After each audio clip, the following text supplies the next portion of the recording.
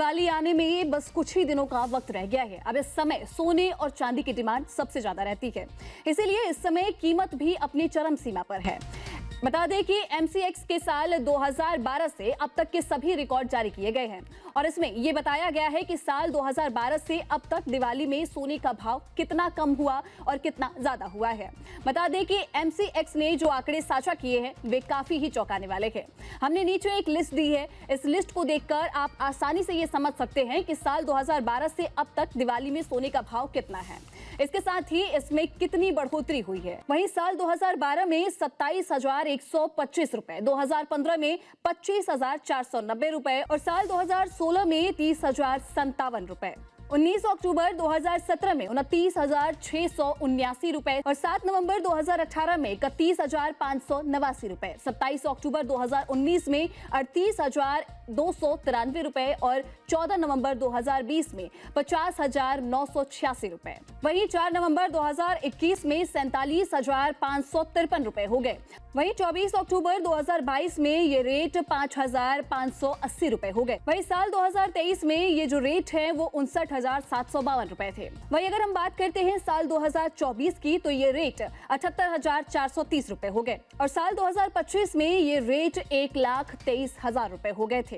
तो डेटा से आप समझ सकते हैं कि साल 2025 में सोने में लगभग 75% का उछाल आया है। ये पिछले साल के मुकाबले डबल से भी ज्यादा है।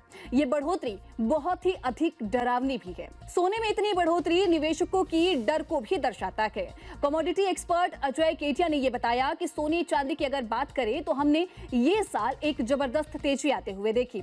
2025 में डोनाल्ड ट्रंप के टैरिफ आने के बाद से ही हम ये देख रहे हैं कि कहीं ना कहीं सोने और चांदी में एक बड़ा उछाल आया है। इससे पहले ग्लोबल टेंशन के चलते सेंट्रल बैंक भारी मात्रा में खरीद रहा था और अब निवेशक एटीएफ में ज्यादा से ज्यादा पैसा लगा रहा है। इन सभी में से ही सोने को सपोर्ट मिल रहा है।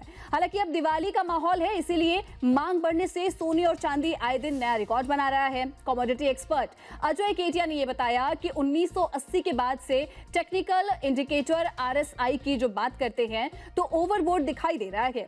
इसका मतलब यह है कि सोने की जो खरीदारी है वो ज्यादा की गई है। अब ऐसी स्थिति में सोने में गिरावट देखी जा सकती है। अगर सोने का दाम गिरता है तो सोने में एक टाइम करेक्शन दिखाई दे सकता है। वहीं टाइम करेक्शन का अर्थ यह है कि अगले 4 से 6 महीने अगर मार्केट में कोई बड़ी तेजी या फिर बड़ी मंदी नहीं आए, वही सोना का दाम एक दायरे में रहे, इसे भी करेक्शन माना जा सकता है। अजय केटिया का मानना है कि दिवाली के बाद सोने का दाम 8 से 10% तक गिर सकता है। एसेट मैनेजमेंट कंपनी PACE 360 को फाउंडर अमित गोयल ने कहा कि सोने और चांदी की जो कीमतों में रिकॉर्ड तोड़ तेजी के बाद तीव्र गिरावट आ सकती है। एक टीवी इंटरव्यू में अमित गोयल ने यह कहा कि सोने चांदी की कीमतों में यह बहुत लंबे समय बाद देखा गया है सबसे बड़ा उछाल है। पिछले 40 सालों में केवल 2 ऐसे मौके आए हैं जब गोल्ड और सिल्वर ने ऐसा जबरदस्त प्रदर्शन किया हो और डॉलर इंडेक्स या तो कमजोर हो या फिर नीचे जा रहा हो। हालांकि इस तेजी के बाद इन दोनों ही मौकों पर सोने और चांदी में काफी गिरावट आई है। उन्होंने आगे कहा कि इसके बाद बिकवाली का एक जोरदार दौर आ सकता है। आप सोने में 30 से 35% की गिरावट भी उम्मीद कर सकते हैं।